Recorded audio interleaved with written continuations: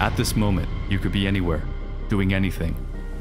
Instead, you sit alone before a screen. So what's stopping us from doing what we want, being where we want to be? Each day we wake up in the same room and follow the same path to live the same day as yesterday. Yet at one time, each day was a new adventure. Along the way, something changed. Before our days were timeless, now our days are scheduled.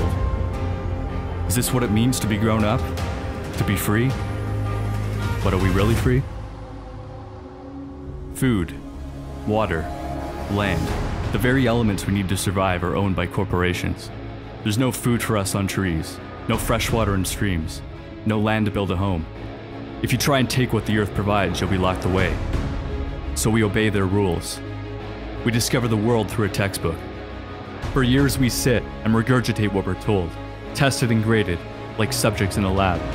Raised not to make a difference in this world, raised to be no different. Smart enough to do our job, but not to question why we do it. So we work and work, left with no time to live the life we work for. Until a day comes when we are too old to do our job. It is here we're left to die. Our children take our place in the game. To us, our path is unique, but together we are nothing more than fuel. The fuel that powers the elite who hide behind the logos of corporations. This is their world, and their most valuable resource is not in the ground. It is us. We build their cities, we run their machines, we fight their wars. After all, money isn't what drives them, it's power. Money is simply the tool they use to control us. Worthless pieces of paper we depend on to feed us, move us, entertain us. They gave us money, and in return, we gave them the world. Where there are trees that cleaned our air, are now factories that poison it. Where there was water to drink, is toxic waste that stinks. Where animals ran free, are factory farms where they are born and slaughtered endlessly for our satisfaction. Over 1 billion people are starving, despite us having enough food for everybody. Where does it all go? 70% of the grain we grow is fed to the animals you eat for dinner. Why help the starving? You can't profit off them. We are like a plague sweeping the earth, tearing apart the very environment that allows us to live. We see everything as something to be sold, as an object to be owned. But what happens when we have polluted the last river, poisoned the last breath of air, have no oil for the trucks that bring us our food? When will we realize money can't be eaten, that it has no value? We aren't destroying the planet, we're destroying all life on it. Every year, thousands of species go extinct, and time is running out before we're next. If you live in America, there's a 41% chance you'll get cancer. Heart disease will kill 1 out of 3 Americans. We take prescription drugs to deal with these problems, but medical care is the 3rd leading cause of death, behind cancer and heart disease. We're told everything can be solved by throwing money at scientists so they can discover a pill to make our problems go away. But the drug companies and cancer societies rely on our suffering to make a profit. We think we're running for a cure, but really we're running away from the cause.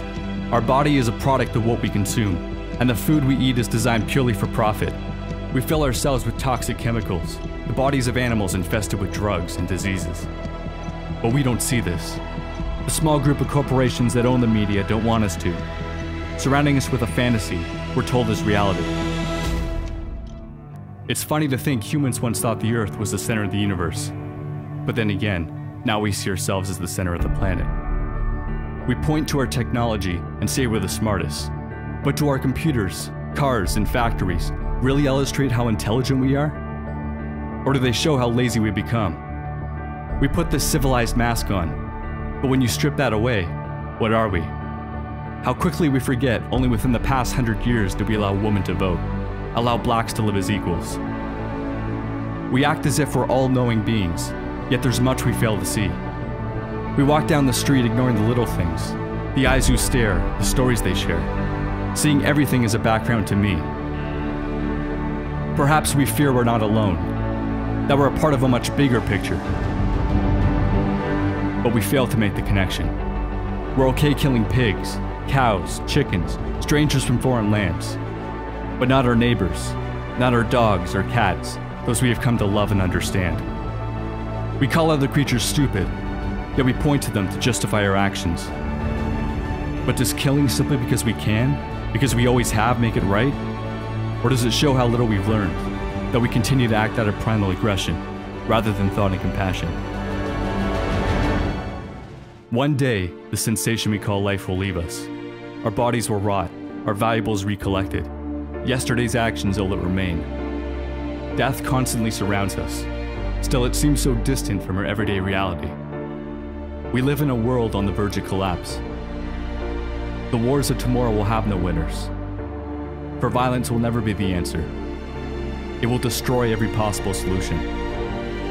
If we all look at our innermost desire, we will see our dreams are not so different. We share a common goal, happiness. We tear the world apart looking for joy, without ever looking within ourselves. Many of the happiest people are those who own the least. But are we really so happy with our iPhones, our big houses, our fancy cars? We've become disconnected, idolizing people we've never met. We witness the extraordinary on screens, but ordinary everywhere else.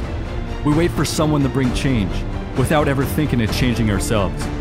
Presidential elections might as well be a coin toss. It's two sides of the same coin. We choose which face we want, and the illusion of choice, of change is created. But the world remains the same. We fail to realize the politicians don't serve us. They serve those who fund them in the power. We need leaders, not politicians. But in this world of followers, we have forgotten to lead ourselves. Stop waiting for change, and be the change you want to see. We didn't get to this point by sitting on our asses. The human race survived not because we are the fastest or the strongest, but because we work together. We have mastered the act of killing. Now let's master the joy of living.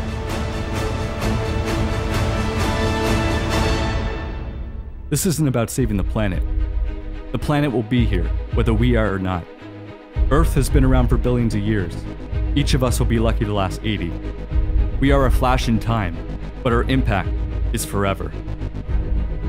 I often wish I lived in an age before computers, when we didn't have screens to distract us.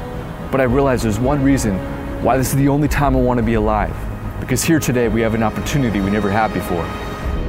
The internet gives us the power to share a message and unite millions around the world. While we still can, we must use our screens to bring us closer together rather than farther apart. For better or worse, our generation will determine the future of life on this planet. We can either continue to serve this system of destruction until no memory of our existence remains, or we can wake up, realize we aren't evolving upwards, but rather falling down. We just have screens in our faces so we don't see where we're heading.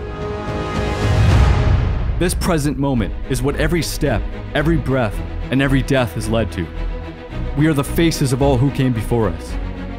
And now it is our turn. You can choose to carve your own path, or follow the road countless others have already taken. Life is not a movie. The script isn't already written. We are the writers. This is your story. Their story. Our story.